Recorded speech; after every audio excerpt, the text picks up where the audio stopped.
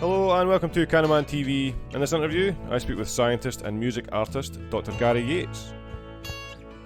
In this interview, we discuss Gary's new album, the Calm Jalm, the meaning of the Godstar Paradox, the origins of creative output, the layering phenomena behind creativity, synchronicity, and the trials and difficulties of developing a craft. Make sure to like and subscribe, and join me on Patreon and PayPal to help to build a stronger media platform. Now then, let's talk cannabis. I've got a few points here, quite honestly, Gary. I'm like I'm a nightmare, so I'll try and be as coherent as possible, man, right? One of the points is Calm Jalm with an L. Like, what's that? Like, what's that all about?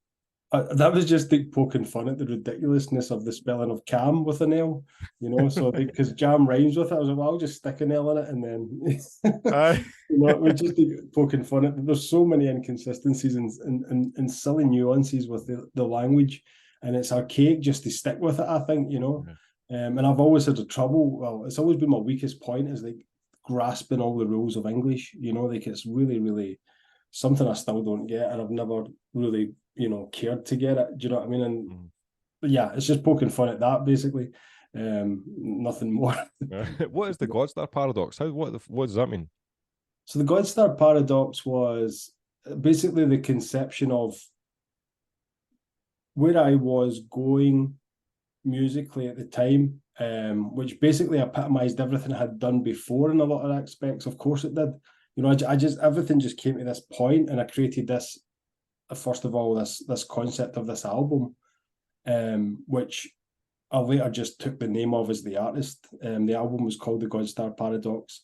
It was lyrically, it's kind of exploring the concepts of planet seeding and like how life, you know, where it might have started. Because one of my like kind of theories I come up with along biology is maybe what we try to do is get to an advanced stage, not so we as a living species, the downer generations can get to the next home, but maybe we blast a kind of microbe into space in the general direction of a habitable planet, and then it lands there, it seeds the planet, and, you know, life goes on, essentially. So it was basically bringing that theory together with where I was musically, was trying to create lots of kind of cosmic and space elements in my sound.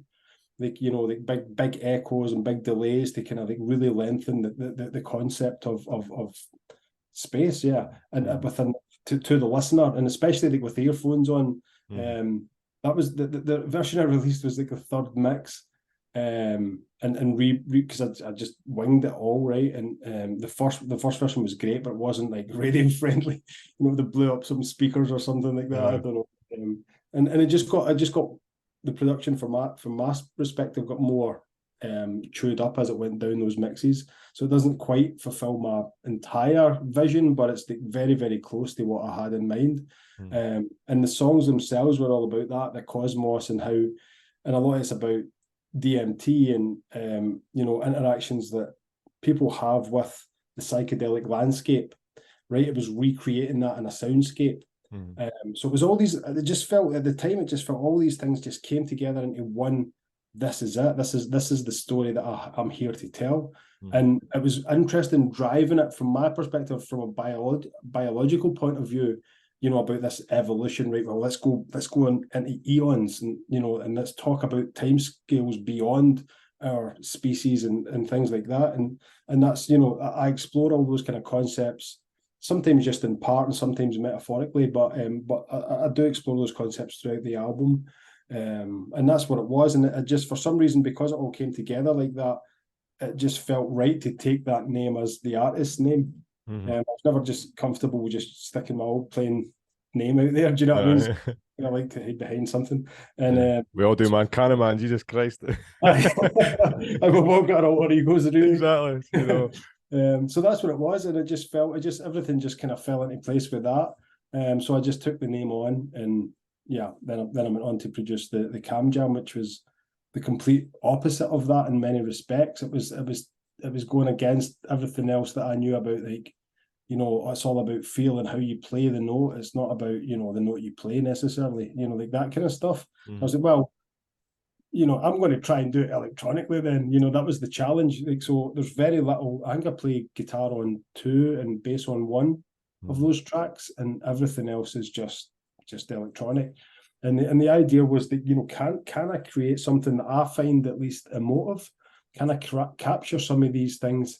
And the other thing is, like, I've always struggled to write like straight up ballads, like love songs, or, you know, even like oh, here's a song for the summer, you know, that kind of thing. I've always been more interested in the kind of transitions of the emotions and the bits in between, which is probably why I kind of prefer like heavy rock and prog rock and things like that, because it is a bit more in that vein. And I like the idea that music should kind of have a start and a finish. Like even song, it doesn't necessarily have to be a loop upon a loop upon a loop, or we'll just play these three parts 3 times and we're done. Sometimes it has to start somewhere and go a meander and then just end, you know?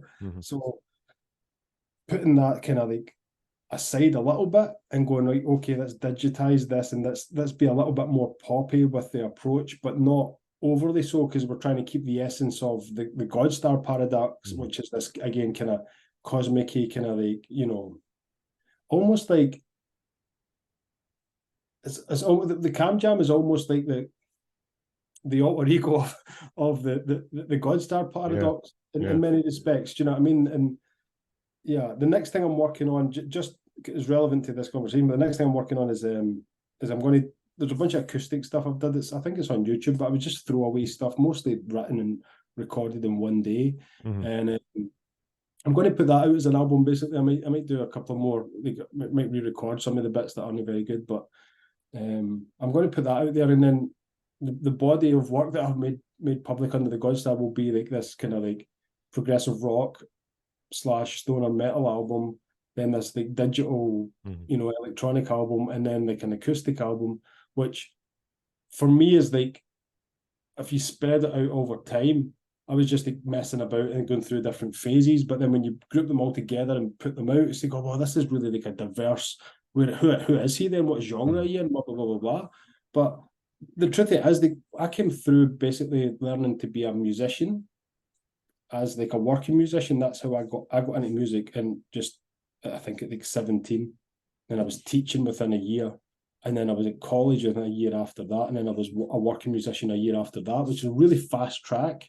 And so I never really had much time to explore the other sides of it, where, you know, I was in bands and stuff, of course, but like I never really took to like, oh, let's write songs and then go out and play them as much, you know. It was more covers and things like that.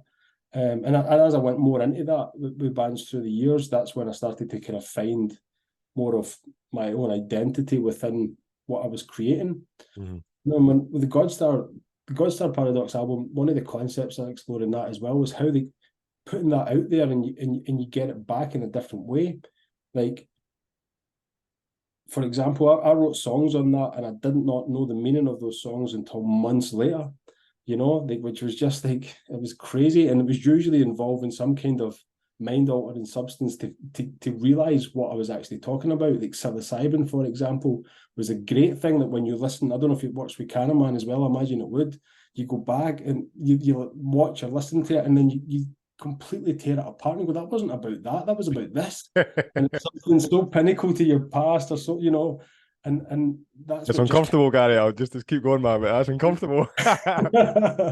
And that just kept happening. And again, like as I was creating this album, and I was realizing that, because it took a couple of years to write and record the Godstar Paradox. I actually wrote the first 3 songs, which was Event Horizon, Awaken, and maybe got the Godstar. I wrote them whilst doing my PhD, and recorded them whilst writing up my final thesis for that. And then finished the rest of the album when I was researching at York. But I forgot where I was going with that. Side point. On you go. Sorry. No, go ahead. I was just going to say, side point to that, on that Godstar Paradox album, for anybody that's unaware, he graciously and fucking kindly, I should say, gifted me the fucking last atom, which is in the fucking center of the CANNAMAN movie. You know what I mean? So keep ready for that. That's literally, man, that's a compliment to the film, like, definitely. Oh, I meant to say as well, man, right up front, I can't wait to see this movie, man. I'm buzzing about it. Well, I'm gonna let's say, man, I'm just, venue is in the process, and then I'm waiting essentially for the date and to solidify the venue, and I'm going to make posters, and the poster's going to have the where the venue is and the date and the fucking ticket price where you can get the screening and that kind of thing. But man, I'm just fuck it, that's for a different conversation. We should definitely talk about that at some point, because I want to know more, man. I want to know how it's going and stuff. Well, essentially, if I was to just, I mean, this is, I've got like several notes, man, and a couple of things you said there, that's kind of, you know, it's that's it, man. There's not enough time in the day to talk to you, quite honestly, Gary, man. But, Right, but the movie's looking fucking dynamite. It's completely done now. I'm just the soundtrack's in place, all this kind of stuff, and it's just that I'm waiting for the screening, and then once the screening is done on the day after the screening, it's going to be going up to the website, and you'll be able to rent it for probably £7, and then you'll have it for like 5 years, and that'll be exciting. The idea of creating, because it took me 10 months to make it, and it's yeah, it's kind of my origin story. You know, it's where he came from, where Donnie came from. There's, you know, a baddie in it. There's a legitimate fucking depth of symbology, intentional. The whole basis of the story, on the surface, is it's a transformation story. Where did he come from? And it's about how the fact that we're all on the same path of not even self-realization. Self-realization is like a surface level description of transformation. It's not self-realization. It's something much more. It's much deeper than that, and it's a unifying, connective element in association with the expression of the individual. And it's that, and that's what I think. You know, he goes into a shop called the Philosopher's Journey, and that kind of encapsulates everything that I'm saying. And on the fucking door, I mean, you'll see this. It's not giving away any spoilers of that, but on the door of the Philosopher's Journey shop is the symbol of the Philosopher's Stone. You know, and it's that, and it's just the whole basis of it is that, you know, Donnie's on form, he's a pure dick, you know, and all that kind of shit. So it's just, I'm really looking forward to being ready, and I'm absolutely shit myself for everybody to see it. It's a really weird thing, because it's taken me 10 months, and I'm also putting out this video diary thing that I was recording. I recorded one, like there's been 6 or 7 of them, so I was done it in December, all the way up until I watched it. This next point I'll probably take out unless you want me to keep it in. But the very first time I watched it, Gary, I saved the fucking green you sent me and the hash, and I fucking put the hash and the green in the joint, and I saved it for the first time I watched it, man. That's true. No way. That's the joint that I smoked, man. Was your hash and the fucking green you sent? I think it was the Amnesia, and the green you sent me. I said it was in the jar for fucking 4 or 5 months. Oh, how was it? It's incredible, man, incredible. So it was waves, man. I was like, and in my mind, I was like, is it because of the bubble hash as well? So I had like fucking half the joint, a third of the joint, and then I'm sitting fucking watching the film. The film's 55 minutes long, and I'd essentially I had like a third of the joint just as the film was playing. So it was about a minute 2 in, so I stubbed it. And it was after about 10 minutes, I was like, yeah, I'm feeling well comfortable. And after about, because I checked, I was like 17 minutes in, I felt more stoned than when it first kicked in. I was like, this is after 7 minutes. So it was like about 10 minutes in, I was like, yes, this is fucking dynamite. It was about 17 minutes altogether, and I'm sitting fucking, Jesus Christ, this is fun. And that was the process for the next 15, 20 minutes, was me going like, so every time I'd be like, I feel all right, I'd hear a joint, and then I would be like, honestly, man, it was phenomenal. It was fucking phenomenal. But that was intentional. When you sent me over and I tasted it, had a joint of both, I was like, nah, man, because I knew the movie was only 4 months away, and your background and the quality of product that you made, man, I was like, I'm not going to be able to find this before the movie's ready, so this is getting stashed. That's amazing, man. I love that story. I also wish we could keep that public. I mean, keep it public if you like. I'm up for that. It's just I didn't know considering your work and all that kind of shit. That was all. I can't, because I mean that's the other thing. I have resigned from my position right now. Right. So that's I'm looking for a professional position. So I won't, unless we hold it back for a couple of months and put it as another kind of sneaker. But aye, but that's where I'm at just now. There's a couple of things I'll tell you. I'll tell you again when we're not recording and stuff like. But aye, we'll get into that. But that sounds amazing, man. It was fucking beautiful, man. Honestly, and that's why it was just a compliment, because the very first time I watched it, and I mean the first time that I watched it comfortably. So I watched it twice. I watched it the first time, like I didn't enjoy it at all, because I had when the full film was finished, completed it all together, I threw it on, and I was sitting with a notepad and a pen the first time, because I'm like, right, where's the fucking errors? And that's what I was. So it was 50 minutes of me trying to catch fucking shitty moments. So I'm watching it thinking, that's shit, that's no funny, that scene's too long, you know, his fucking eyes blinking too fast, all that shit. And I had, fortunately, half a dozen fucking errors to correct, which itself still took me about a day, essentially. But aye, so that was the first time. And the second time I watched it was about 3 or 4 days later, and that's when I sat and had the joint, because I was like, I'm watching it as if like I know that, like, I didn't need to be on edge this time, you know. But it was a really peculiar thing, man, and it's actually the breakdown of the movie. And I've got a question here for you, essentially, regarding music. So the breakdown of the movie essentially was, I'd never made one before, much like you describing the Godstar Paradox. You're like, I didn't know what I was doing. You walk into it, you have a vague concept of this conclusion, this creative conclusion that you have. You're like, I want to get there, and you essentially walk blindly like a fucking kid who doesn't know how to walk the first time. I'll just put my foot here, fuck it, this will be all right. I'll put my foot. Sometimes you fall back and then you stand up again, and you know what I mean. And it's that. And so I did that with a movie. I was like, right, I'll make the movie like 6 or 7 chapters of like an animation episode, 7 minutes, times that by fucking 6 or 7, man, you're hitting a movie 45 minutes. So I was like, I'll just do it was 9 scenes. I'll do 9 independent animations. And I decided this in October last year. I was like, I'll do 9 independent animations, but I'll just make one animation lead into the next, and it would be scene orientated.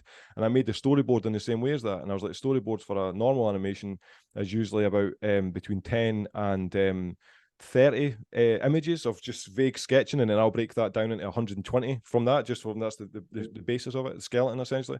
So I was like, well, if it's 30 for a 7-minute one, times that by fucking 5 or 6. That's the storyboard length it needs to be. And that was how I was beginning it. It was kind of like a mathematical, well, if this is that, then I'll just fucking times it by this. And then the level of work required to reach that destination is inevitably going to have to be proportionate to the end result.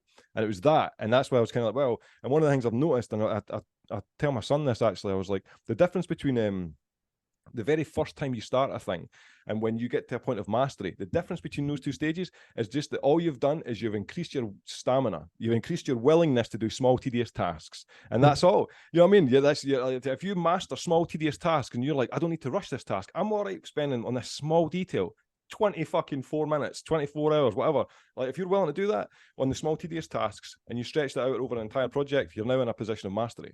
And that was essentially the basis of it. And it's cool, man. And I'm just, let's say, I'm looking forward to it fucking thing. So yeah, so layering phenomena, that's the whole point. The breaking down of the movie is broken down into categories, and that's fucking 9 scenes, 9 fucking full episodes, and each single one of those fucking full episodes is broken down into a storyboard and a scene orientated thing. So there's this layering dynamic, and that's a kind of explicit, it's kind of aesthetic, I should say. The layering dynamics, what you see represented. But inside of that layering dynamic, if you follow me, is the layering basis of improving your skill set. So to get to a stage of a standardized skill set, and which produces your fucking end result, your music, your album, that's a standardized skill set. But inside of that standardized skill set is a broken down compartmentalization of the development of single units of skill.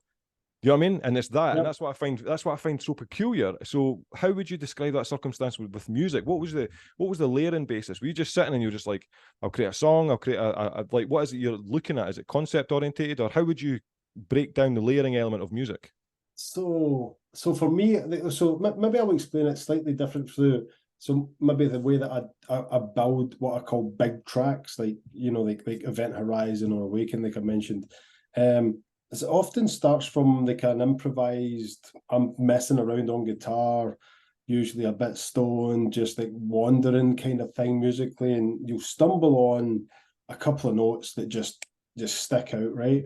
But really, like, I'm going to talk about this as I understand it now as well as the process, right? But really what that is for me is like, it's almost like the hands go into the ether and they've detected something, and it's like, right, that's it, yep, you've got one, bring it down. Do you know what I mean? And then you play about with the notes, and you know, I think I've got something here, and then usually I've got a guitar part or a bass part first. And then from there, there's like, it can happen really quickly, or it can happen over, for me, a few days, but generally what I found is momentum is really important to it.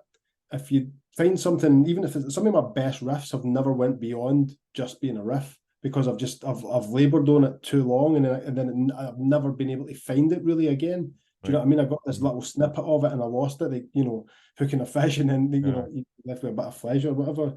So, but anyway, you start with those kind of parts, and then you start to imagine what would be next. You know, like that's part of the creative process that's really fun.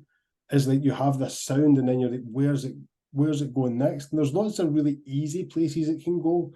Well, that's nice and safe, and that's nice and you know, typical almost.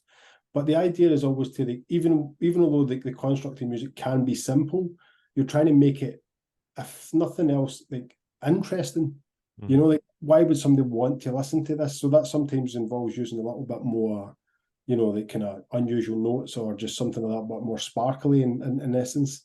So you get the vision, and you go, okay, so that part will go to that part, and that part will go to that part. and you've kind of now got as you would maybe put it, your first layer.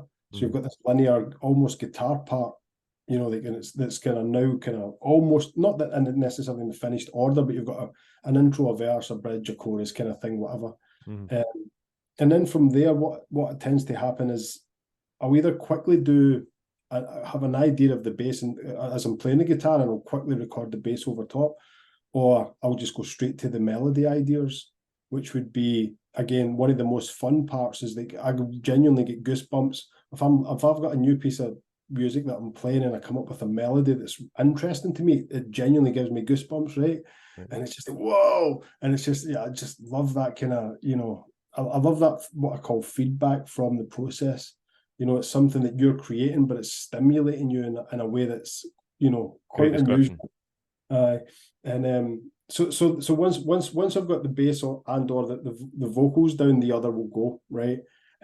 But in fact, I'm talking a wee bit out of turn here. Not like, so no, that's right. So now I've got the idea, right? The song is this. This is the verse. This is the chorus. This is the bridge, right? And it's not in order. It's just this. I've got the guitar and the bass down. I've got the melodies roughly worked out. And now comes the important part for me, like the drums. So now I go to the drums, electronic drums. And what I'll do is start to work with patterns that go well with the parts. And from the drums, though, I will create the arrangement of the song. So that's when it will go, okay, it's going to be this, and then that, and then this, and then double that, and then whatever. And that's the really interesting part, because the song's really short to begin with. When the drums are added to bring it into full length, often I'll create sections that are completely orientated just by an interesting drum part.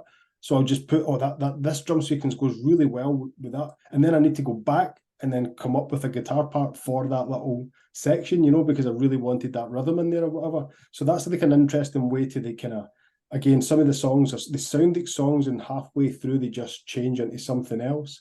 And this is something that even the Calm Jalm does it quite a lot as well. I like a song to have two parts, because it's almost like an up and a down, you know, like that's how it's. And again, I found this from playing with drums a lot, and I absolutely love how the drums have turned out on both of those albums from someone who cannot play drums. Do you know?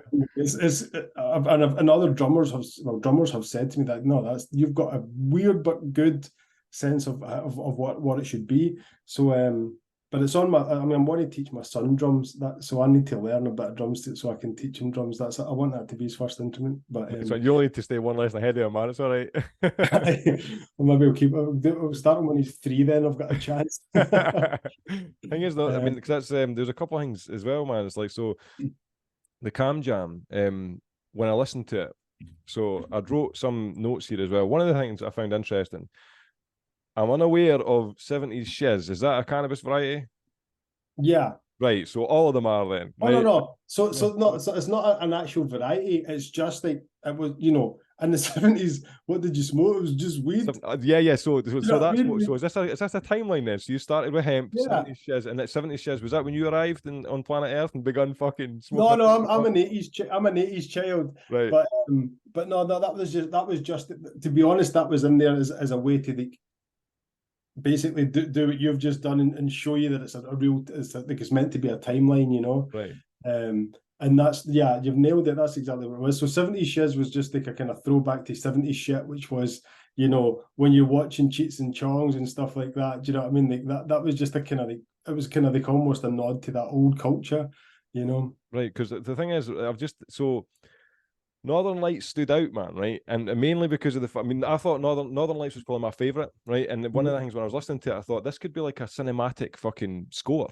Right? That's what this is kind of like. And so now that you're, obviously it's the timeline thing for that. So is Northern Lights supposed to be the change in genetic landscape on the concept of that? Because it's kind of a contrast to and it's obviously you're looking at the first 4 and, you know. Yeah, no. So Northern Lights, you're kind of right there. It's kind of where I came on the scene in terms of my first exposure to anything was Northern Lights. Right.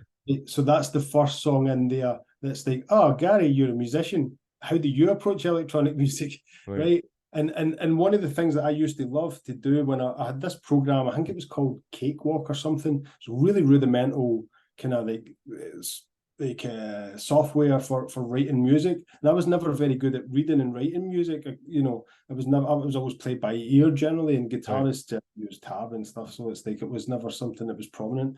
And but I used to use this to work on my what they called sight reading, so you know, ability to read music. And what I would do is I would end up composing, and I did 3 or 4 in a row string quartets. And it sounded so funny on this, the kind of mono pitch, kind of like, you know, like that's the bass sound, and then the violin was, you know, like it was just. But then the idea was, if the composition is good enough, it should still sound good, even though it's played like they can basically kids' toy instruments. Do you know what I mean? Yeah. And that was the first thing that I did, is what I felt was like that was my first musical achievement. Even though like by that point I had graduated college and stuff, that was the first time I put something down and I went, holy shit, like you can actually compose. You know what I mean? Like this you're a decent songwriter thing has to change. You cannot think of it like that anymore, you know. And Northern Lights was one of the first strains that I can remember trying. You know, that I knew what was, you know. And yeah, so you're right, that's why that's on the pivot of the album. Yeah. Because then everything forward from there, you'll probably notice there's a lot more polish in those songs compared to the first half. The idea was the first half was everything was a bit wild, and it kind of wanders a lot, and it doesn't know what it's doing, and it's slowly finding its feet. The songs are all in order of chronology as I wrote them. Yeah, right. So it's also marking my progress through the digital landscape. As you know, the first few songs, I don't know what am I doing here, you know, but by the very last song, like I feel like I nailed that song. You know, like I feel all the other songs had elements. It was like, oh, could have done better there. Do you know what I mean? But that last song, I was like, no, you nailed it. That's exactly what you wanted. You know, highly repetitive but super catchy, without alternating beats. Like, yeah, and that's so. Yeah, great observation, Connor. That was, you know, the pivot in the album, and it's also why the song itself, you probably notice, actually goes through a blend. So it starts off as a string piece, or orchestral piece, and then after once the drums kick in, those strings start to diminish and everything becomes much more electronic sounding. But it kind of blends out. Do you know what I mean? To the point, then you get this little annoying noise come in just to remind you that it's still a kind of like, you know, a kind of crazy attempt at something digital. But honestly, I really did enjoy it, man. And the thing is, the Northern Lights, that's what made me think cinematic score, because when you're describing that, it was like, if I could probably see the musical frequency of it, the whole fucking, when you can, like, I can see it in Audacity when I'm talking on Audacity doing recordings, I can see the pitch and all that kind of shit. And if I was to see that, it would be the same as this, because obviously because of the movie, I've been looking over loads of cinematic scores, and it's very similar how it's climactic at the end, and it's just this soft introduction of like, it felt more like at the beginning, as you mentioned, the strings, but then it was like just before halfway through, something else got added, and then nearer the end, everything was involved. That's what it felt like. Yeah, absolutely. And it's funny because I've done stuff. I think you had Lee on the podcast before, Lee Anthony, right? Oh, that's right, yeah. I scored, so he does movies and stuff, and I scored some stuff for him as well. And it's always something that just fit like a glove, you know. And especially like I said, that demonstrates the orchestral side. But I can do it as a rock. I can do it as a whatever, and almost not all genres, because like I'm not well versed in other genres. But I mean, like in terms of like popular styles, you know, like pop or rock, and you know, leaning into a lot of folk and acoustic, you know, we can cover all those, and yeah, it brings a different version of creativity, because you've now got something, you've got a precursor, right? You've almost, like, you could look at it like a muse, you know, like, okay, so this is this thing. I was like, right, I need to make it better than it is. You see what I mean? It's like, it's this challenge that is, fuck, I need to enhance this. I cannot take away from it, because it's already a good piece of work. It cannot detract from it. You know what I'm saying? And for me, the perfect score is either something that you don't notice is there, almost, or it's something that gives you the nostalgic feeling of the moment being captured. And that's the thing, because nostalgia is huge for music, right? and I'm maybe misusing that word. What I basically mean is the kind of emotional connection that certain sounds bring you. Even like songs, modern songs that have that kind of sound reminds me of this song. It can bring that same kind of, rips you right back to that moment of that, that kind of sound. I can't even think of an example right now, Connor. Thing is, though, no, you smashed it though when you said nostalgia though, because when I think about it, music doesn't remind you of anything in the future. It can. It can't remind you of a sensation you've not experienced yet. It can give you a circumstance of like, that fucking like transhumanist fucking that kind of shit, that kind of like AI mix. But then the sensation you're experiencing here is very often conflict and analysis, because you're trying to analyze this novelty thing that's you're like getting given to you. So and again, you can't really appreciate it until you're looking at it in retrospect, because you're like, oh, that's what this was. Yeah, absolutely. And the full process as well. Like so like say yourself, right? You pretty much do everything, right? When you weren't always able to do everything, right? As you put it a different way earlier, right? But like as you like put those tools in your tool belt, as you learn to do each thing that you had to do to achieve that vision. Yeah. You ended up probably doing a bunch of stuff that you just either thought, what the fuck am I doing this for? Yeah. Or just like, I can't believe I'm doing this, like loving it, but some things you must have hated as well, because I certainly hate a bunch of stuff in my processes. Yeah. And that's the thing when you go in and you do it like a movie, right? Any kind of score, even if it's just for a trailer or something like that, is a completely different branch of all those things that you've got. It's like, okay, so I've got all these tools that allow me to make sheds and I make little dog houses and I make little bird houses. And then somebody's coming along and say, here, mate, can you do my decking? And you're like, ooh, do you know what I mean? Like something different is kind of like that. And I might need to buy a new saw for that. Do you know what I mean? Well, that's a great point. So that actually takes me to the moment. I mean, this podcast will be out before the animation's ready. But at the moment, I'm working on, so far I've got 2, and this is the 3rd animation that's nothing to do with CANNAMAN. So this animation is called Vita, right? Okay. And which is Latin for life. And essentially the basis of it, because like yourself, man, you have these other branches of your being. You're not just you're not just a scientist. You're a musician as well. You're a creative. There is almost, quite honestly, you're a walking paradox, man. Let's be honest. But we all have these compartmentalization elements of your personality. Unless you've allowed life to squash you and you're just fucking EastEnders eating, tax-paying people, like, because life does have that threat. That's not me taking the piss. Life has that threat where it can squash the uniqueness out of you, and before you know it, you're in your fucking 50s and you have no idea what you're into because you've just got into a routine that doesn't complement your uniqueness. And that's kind of so. I can't even mind what the fuck I was going to say there. Actually, what was I talking about? I don't know. It's definitely going somewhere where fuck knows, man. No, but it's fuck knows, man. I don't know. I'm gonna watch this over and edit and I'm like, why the fuck did you lose that tether? But yeah, man, it's cool, man, just to be that fucking, to be in a position where you can express yourself creatively. That was what it was. It was the animation, the Vita animation. Cunts are going to be laughing like fuck for getting this. I've had a joint 20 minutes before I came on here, man. So it's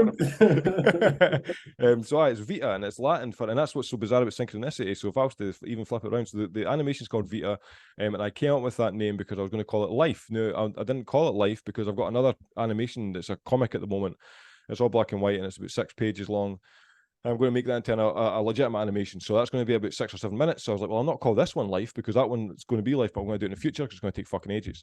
So I'll not do it yet. I'm not at that stage where I'll do it yet, just out of time and fucking what I'd rather do first, that kind of shit. So I was like, well, I'll call it something like maybe Life or something. And I was like, be different. So I thought about this concept about a week ago, maybe a bit more, probably about 10 days.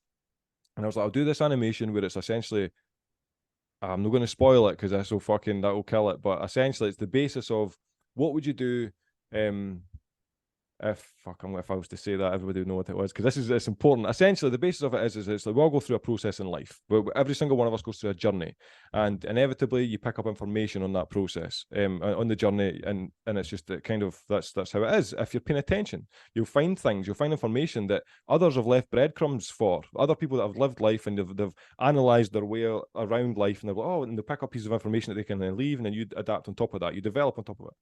And that's what this animation is. So synchronistically, and that's why it's nothing to do with CANNAMAN, it's just based on an expression of philosophy. Synchronistically, last week, as I was coming up with the storyboard, I was actually I was actually talking to this lassie at the gym, and she's Polish, and she was just standing fucking chatting away, and I was like, oh, because I've seen her at the gym loads of times, and I was like, so what's your name? And she went, oh, Vita, and I was like, all right, cool, that's fine, that's sound, blah blah blah, chatting to her, kind of left.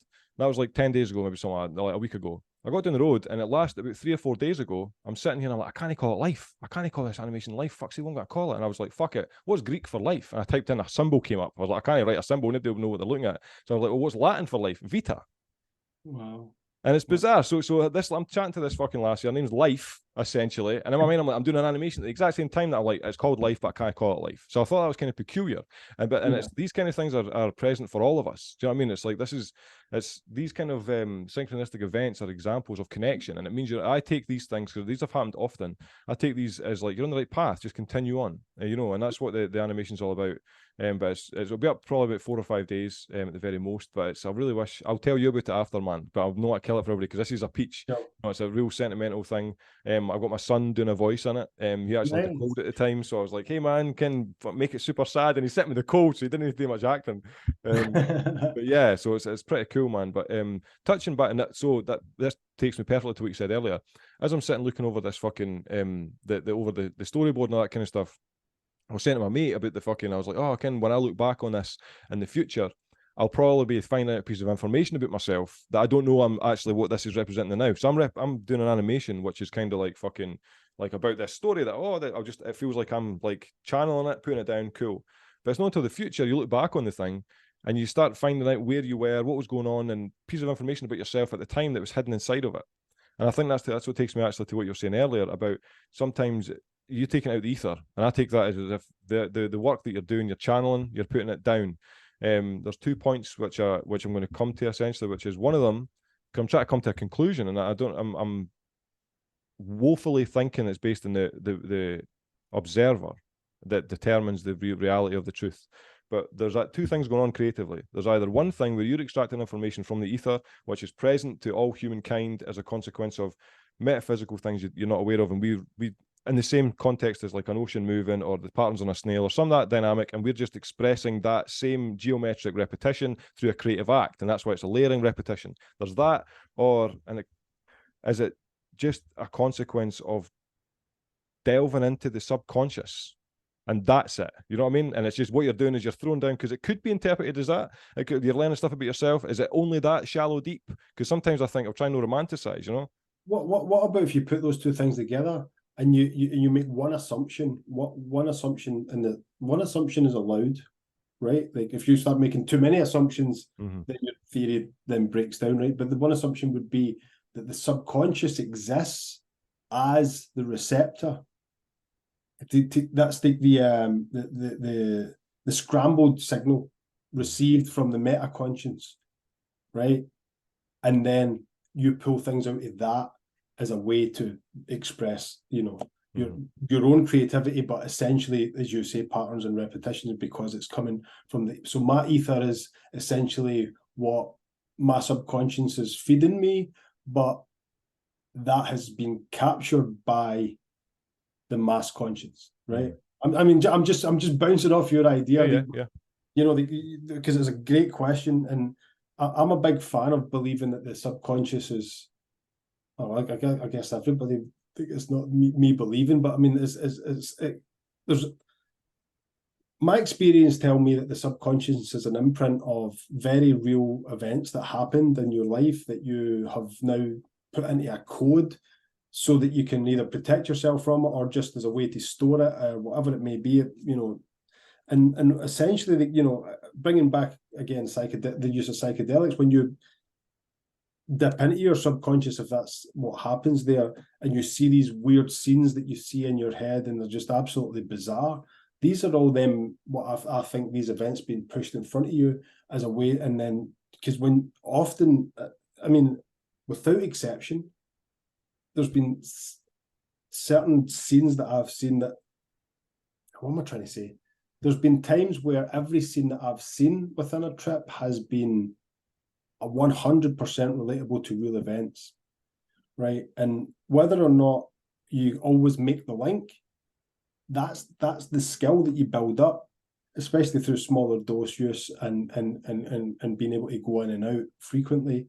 It's a way you can pattern what is being shown, like so when you're seeing absolutely crazy bizarre, I'm a melting orange on top of a volcano and there's spitting flying pigs everywhere, I don't know, just the most bizarre thing, and then you go, well, that's actually representing of that time that I went crazy because that kid gave me that weird sweeter that was tasty, and it just and everything in that scene is symbolic to what really happened. Like again, this probably makes me sound crazy, but I genuinely believe that that's the pattern that I've noticed, at least with myself, the psilocybin has shown me. So back to your thing, like the subconscious is an imprint of your past and your ability to deal with it. Because often when you see those, but what I've found is when I break those scenes down and I understand all the symbology, the scene itself is actually the solution. Because when you do that and you break it all down, it often comes with a deeper understanding of the original situation, and thus an ability to now dissolve that and move on, if that makes sense. So that's, I mean, as crazy as it sounds, that's my impression of what the hell is going on with the psychedelics and the potential use of the mass conscience. What do you think? I think it's bizarre, to be honest, because I think about not your interpretation, the fact that this is where it's at. The fact that it's not a circumstance where it's kind of like, evolutionary speaking, we're in a situation where we're concepts and archetypes essentially, and symbolism and all these different other things, and it makes me wonder. It's I don't know. It's probably about 4 or 5 hours worth of podcast, quite honestly, what it makes me wonder. But it's just a peculiar thing, because essentially it could almost, to an extent, it's like I don't know. I just think these kind of things, the more and more you kind of delve into the study of fucking the psyche and the symbolism, I think that the more and more you can almost talk about God, because it seems to be that there's like a fucking base, there's a foundation where there's like a starting point. There's I don't know, it feels like you're surface based. We're here, we're mechanical, biological fucking organisms. We were functioning every day, and then you go, the more and more you go internal, the more and more it just feels like there's, I don't know, there's more unity. It's a peculiar, as I was thinking about it earlier, quite honestly, right? And it's that thing where the positive and the negative contained inside the unity. The fucking, what is it? The dichotomy inside the unified, that kind of thing. And it just seems to be that every single thing is broken down into that situation. And I just think that's these kind of things as well. If that's the case, I don't know, man. I don't know. It's just autonomous fucking symbolism, try to indicate some form of fucking storyline, which is, I mean, is that just an evolutionary survival mechanism to figure out what the fuck's going on with you psychologically? Like, oh, now I feel better. It just feels, because every single person, that's a directional thing, broken down. You fix the individual, or they try and work on something to progress forward. That's because what the opposite to that is that if they get fucking consumed by it, they degrade. You don't move forward psychologically or physically, and often. So it's also linked back to what you were saying earlier about the people sitting eating crisps and watching EastEnders or something. Because when you think about all the great thinkers of the past, it's always been, well, even on a small scale, but on the big scale, it's always been like civilizations that have like kind of got to a point of peace and calm, and there's less, there's abundance, basically, right? Like the Greeks and the Romans, and then even on a smaller scale, like Robert Burns, right? Like he worked as a farmer for a bit, but he was like a freelancer. He just moved around and they kind of lived his life a little bit more loose, and he wasn't like chained to the farm, like having to grind out for the family. Do you know what I mean? Like, and all these people that have expressed things creatively and given us great philosophical and basically philosophical advancements and new ways of conceiving not only the universe but ourselves. It's almost nearly always been from a point of luxury. I know there's been some great exemptions from that, right? But and what I'm basically trying to say is that we're now in especially the Western world, we're now in a place where more and more people are able to take that advantage of this abundance, let's just call it for argument's sake. So therefore there is more thought into that side of things where Sorry, Gary, one second, man. Yep.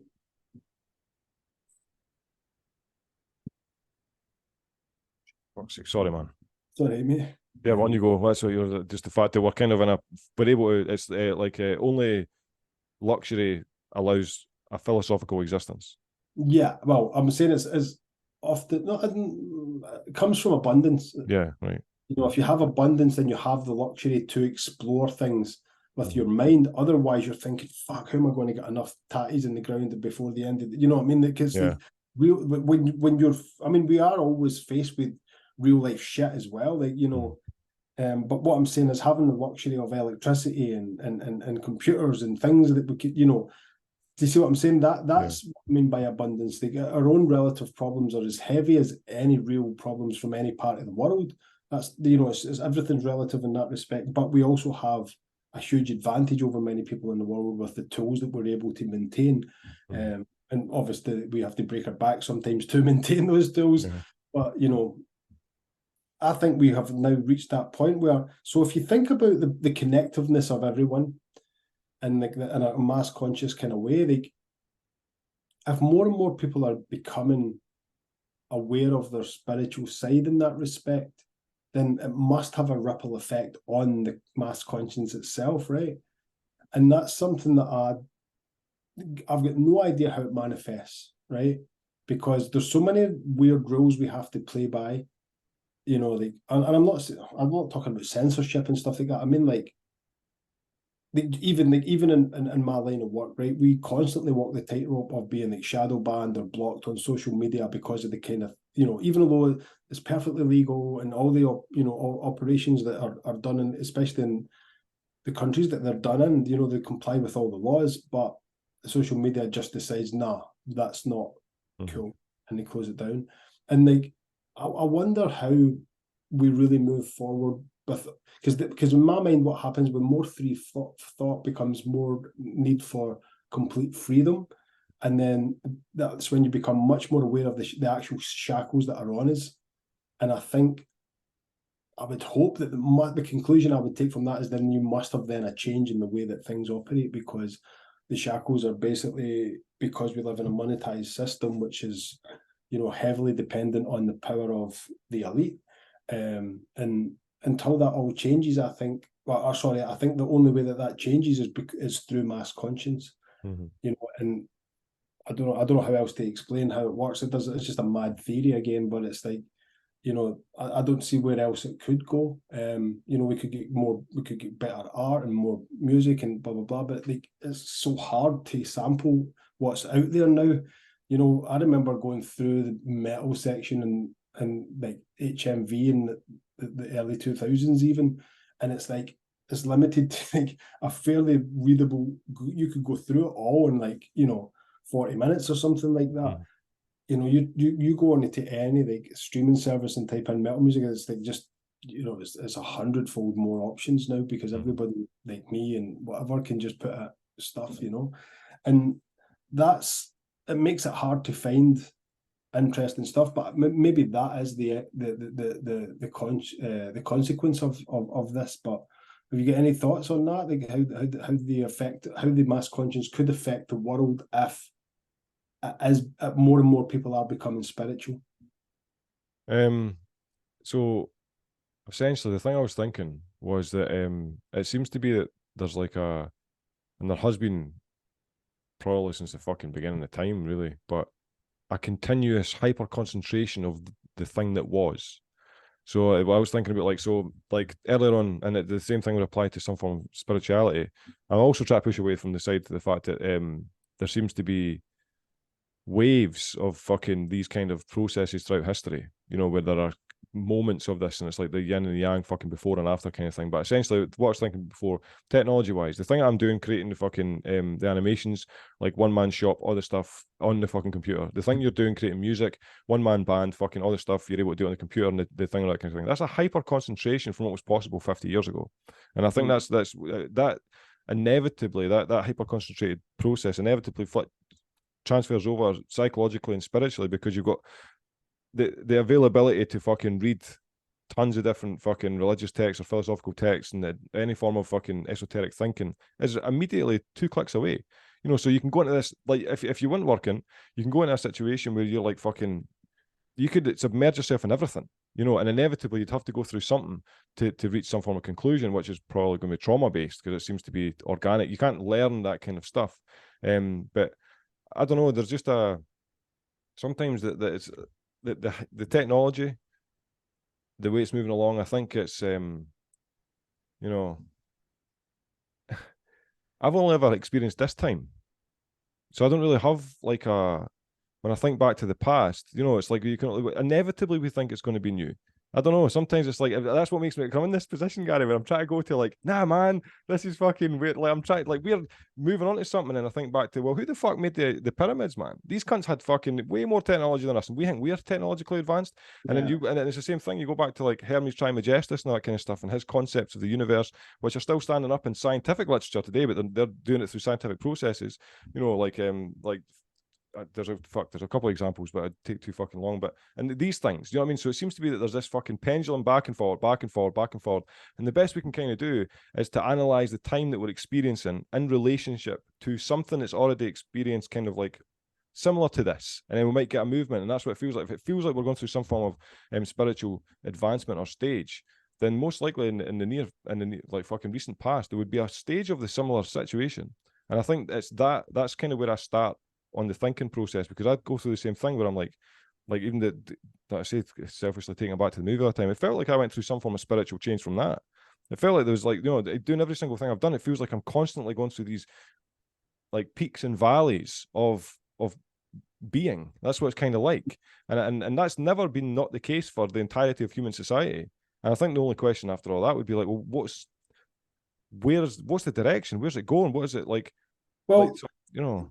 Can I interject there, because talk about synchronicity, but kind of goes back to the point you made it really right at the start about the song "The Last Atom" that you used in the movie, and like actually part of the concept for that came from a period in my life where I went through. I think I maybe mentioned this in the last podcast, I can't remember, but I went through a stage where I really wanted to grasp large time scales. Like I knew it was really difficult, because you can, again, the difference between a million and a billion is like, you know, an M and a B to say, but to conceive, it's vastly different, right? And even just trying to understand, because if you think about this, like what we've done in the last 2,000 years as a society, right? Like as a species, sorry, just 2,000 years, as far as we know it, right?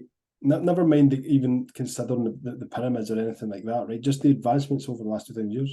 If you try and think about, okay, double that, what will it be like when I look at the window in 4,000 years' time? But that's nothing. That's nothing on like the planetary time scale or the evolutionary time scale. It's nothing. It's not even a blink of an eye, right? So okay, well let's just go to the power then. You know, let's go 64,000 years into the future. What does planet Earth look like 64,000 years into the future?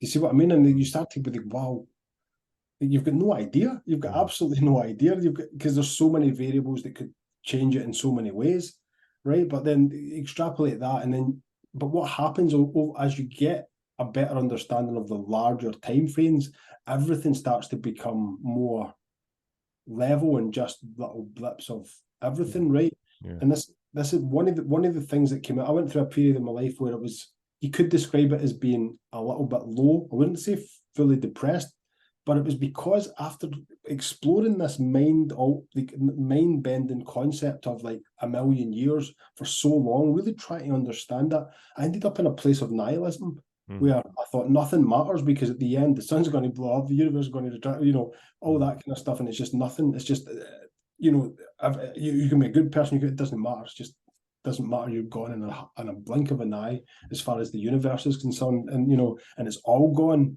anyway. So like, what is the point?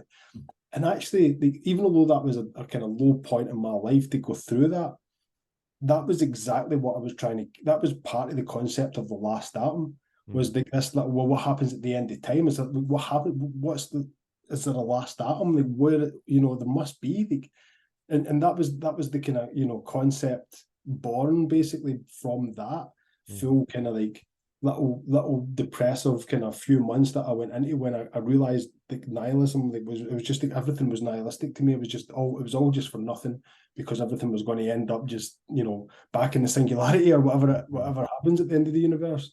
So that's where that part of that song came from. And then the other part came from, I've always wanted to do a documentary called The Life of a Carbon Atom, starting from its origin in the center of, you know, a star, and all the way through, you know, Earth, obviously, in various life forms, and, you know, maybe end up in the carbon in a joint being smoked with Snoop Dogg or something like that. Do you know what I mean? I don't know. But just sorry, it's getting a bit dark in here. I fancy putting a light on. Is that right? I could do it. Let's see. I'm probably only going off 10 minutes or so anyway, Connor. Yeah, man, that's cool. It's actually perfect, right? With were you talking about, you know, just talking about The Last Atom. It's like because the part of the film that it's in that I use, it's the part when you say, "As I start to decay, I can't let go." Right now, that song happens just before CANNAMAN has the moment where he realizes why he's where he is. Right. And that's what's so bizarre, because it's like the whole film is like that. It's kind of like, and I've put in, like, you know, there's things in it that's just symbolic of I wish I had it up and folk watched it and I could talk about it. This is We'll do it passion. again. We'll do it again, man. will. Sure, once we get to see it, we'll do it again. We'll have to, man, because it's like, I mean, the thing is, because I know you're busy with the wee one and all that, because it's like, it'll probably be the end of September that'll be screened. So I mean, if you're even up seeing family or any of that kind of stuff, man, it'd be phenomenal if you could time it with that, you know.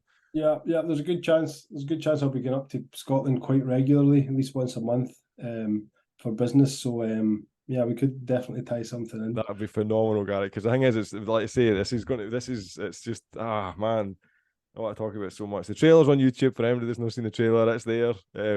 So yeah, man. I could say that because it's in the trailer. So there's a snake that he fights, and the snake that he fights is symbolic of, you know, the Ouroboros in alchemy. So it's the Ouroboros, the rebirth. The snake sheds its skin, becomes somebody new. And that whole part of your song where you're like, as I start to decay, I can't let go.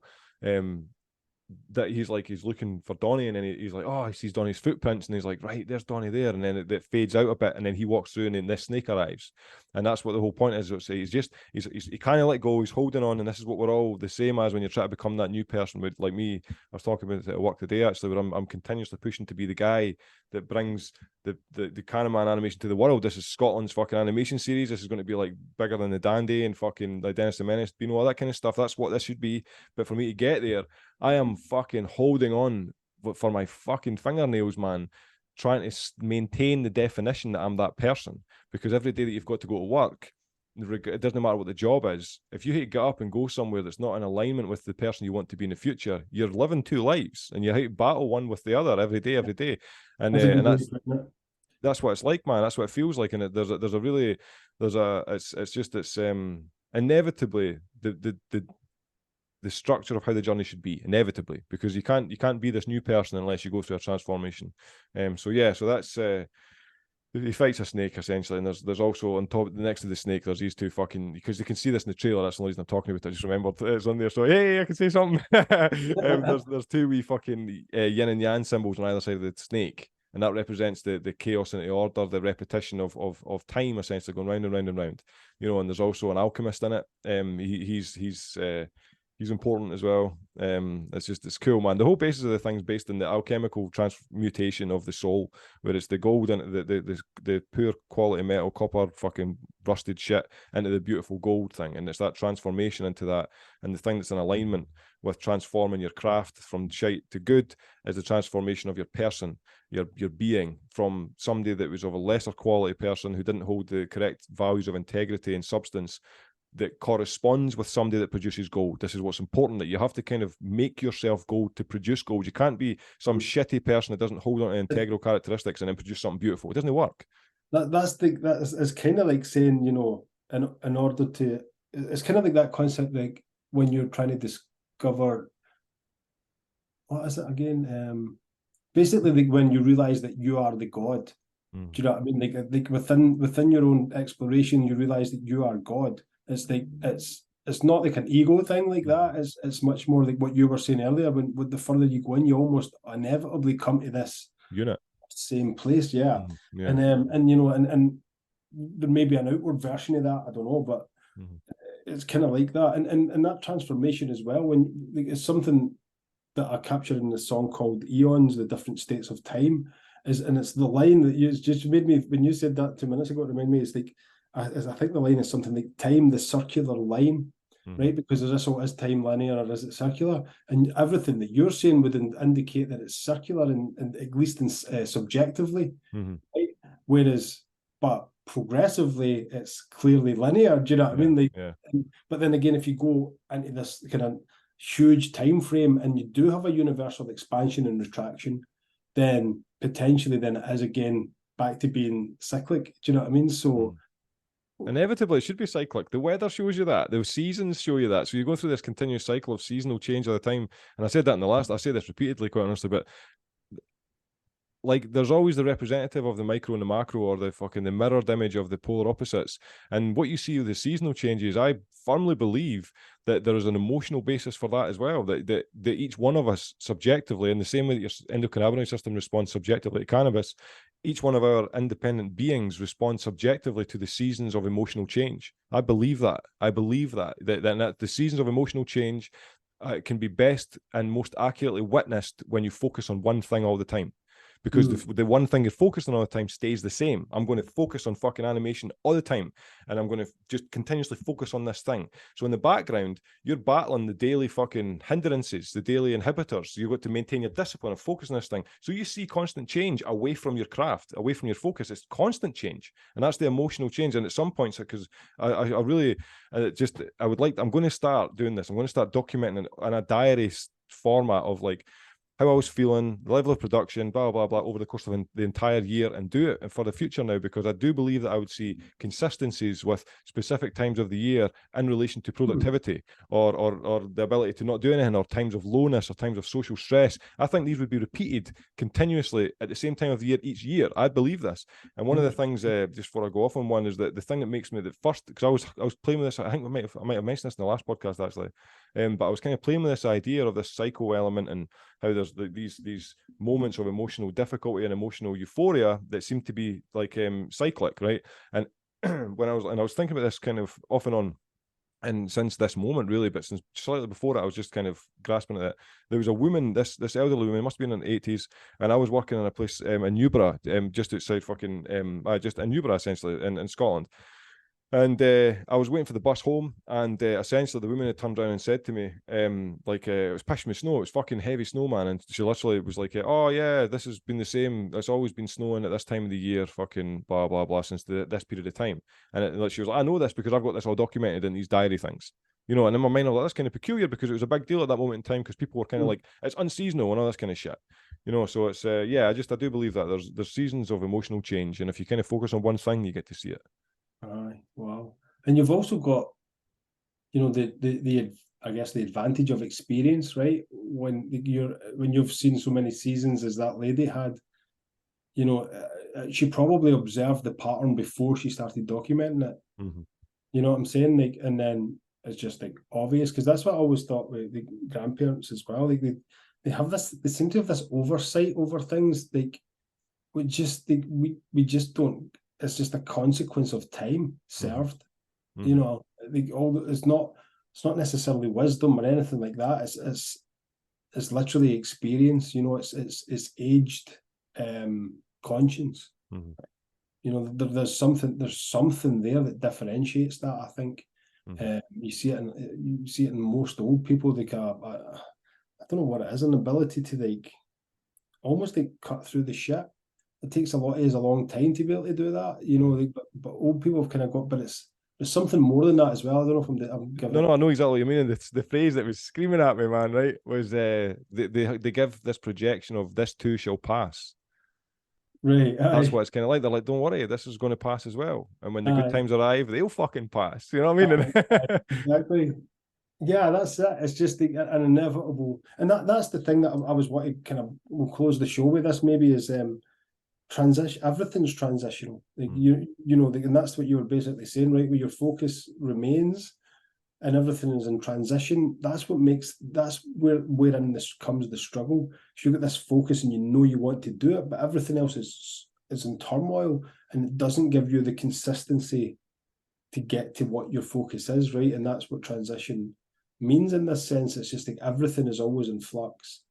So, you know, and that's, it's funny because obviously with the kid coming and stuff like that, my creative productivity is just dead in a lot of respects. Like, I'm not writing, I'm barely touching my instruments. Like, you know, it's not, I'm not getting the opportunity, and plus it takes so much time to get into it. Yeah. Sometimes, especially when you're cold, you know, like I don't. So anyway, but just, you know, it's. Where was I going with that? It's it's still there. It's still like an itch I can't scratch, and it's still like, you know, it's bubbling under the surface. And you know, the few times that I have picked up the instruments, it's almost like I'm tripping over myself with things with ideas. You know, it's just like falling out. And like, I genuinely believe that that's build up. You know, like and just because I've not done it, and I don't know why that was related to old people's conscience. So I've kind of went off. No, just the cycle. I know we're going to wrap up, Gary, but this is one of the last things I was going to say was that thing you're describing. That's what's so interesting about the nature of the creativity, man. It's you're kind of it's an entity. It's an entity, you know, and that's one of the things in my mind where it's like your best work is yet to be produced. And I think that's what's always the case. And that's I think that's the best, the most fascinating. Because when I think about the movie, like I said that to my boys about the film's ready, we have to watch it, blah, blah, blah. And I was telling them, it's kind of, maybe might be a bit cringe. This might be kind of shit, blah, blah. And they kept repeating to me. And this was the whole point. They were like, but Daddy, it's your first film. And when they said that, they're your first film. And I was like, because I just stood there, because I spent so fucking long building this thing. And they're like, Daddy, it's your first film. And then they kind of went back. Didn't they? It was just a passing comment, went back to playing the computer. And I was looking at him, man, as he's not even paying attention to me. And I'm like, my first one? You think I'm going to make more? And then it reminded me, I was like, holy shit, why can't I make more? And now that's what made me think. I was like, holy shit, man, the all likelihood, the best work's yet to still be made. And I think that itself is fucking cool, you know? Yeah. I mean, like, that's it, especially in the kind of arts that you've chosen, like it's definitely going to mature and get better. You know what I mean? Like, it's inevitable. Like, there's potentially no saturation point to that either, because if you keep honing and crafting, then you know it's inevitable you'll get better. There's a kind of legendary guitarist called Steve Vai, and he does this. He's done various super impressive things over the years, like starting from when he was really young, right? But I seen a like an Instagram reel the other day, and he had he was playing a guitar like this, and had an acoustic neck out here and a bass neck out here, and he was somehow playing all three of these necks at the same time, and it just made me go like, what the fuck? How far do you need to push it? Do you know what I mean? And it reminds me of that old I can't remember, this is George Carlin said it on stage one time. It's something like this old cellist, right? He was 97 years old, and he would practice for 4 hours every day without fail. And even when he was 97, he's still practicing 4 hours a day. And one of his relatives was like, grandfather, you've achieved more things in music than most people could ever dream. You're 97 years old. Why do you still practice every day? And the old man replies something along the lines of, well, just the other day, I thought I noticed some improvement. That's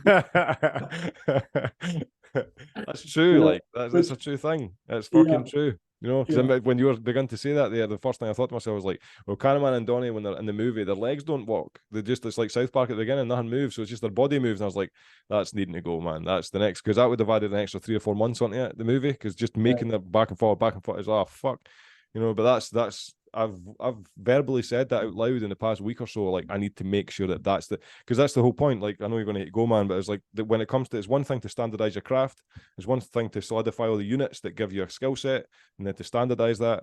It's a whole nother animal to, and it's another thing to kind of repeat the routine. It's a whole nother animal to make sure there's incremental process in amongst that repeating the routine. And it's the incremental process, that 2% of progress every time you're doing something. That's where it lives. Because if you don't do that, there's nothing new you're producing. Yeah, and once you get over your 10,000 hours, and you get over, you start the progress is much more incremental. Mm-hmm. Because it's a function of the division of the hours put in. Really, is the progress, right? So if you practice 10 hours of guitar from nothing to, and then you just do 10 hours over a week, you'll see some phenomenal progress there, right? Yeah.